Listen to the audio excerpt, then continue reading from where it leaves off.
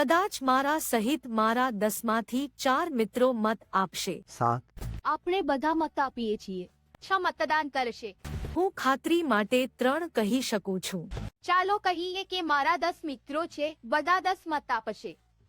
4 કે 5 લોકો મતદાન કરશે। બધા દરેક મતદાન કરશે। મને ખાતરી છે કે તેમાંથી 7 મતદાન કરશે।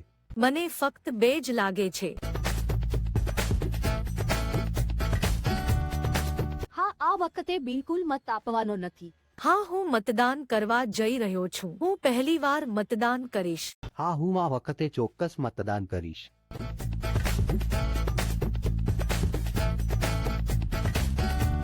બંને બાબતો હું માતા પિતાનો અભિપ્રાય પણ લઈશ, તેમનો શું અભિપ્રાય છે તે પછી હું મારું પણ કંઈક આગળ મૂકીશ, તે પછી જ હું મત આપીશ। હું તેમનો દૃષ્ટિકોણ પણ જાણવા માંગુ છું। તે મારી મફત પસંદગી છે।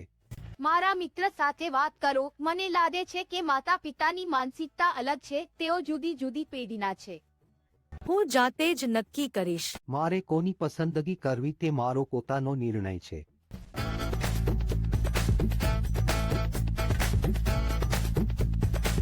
અરે વાહ, અમારે ચોક્કસપણે યુવાન લોકોની જરૂર છે। અમે ખરેખર વૃદ્ધો સાથે થઈ ગયા છીએ।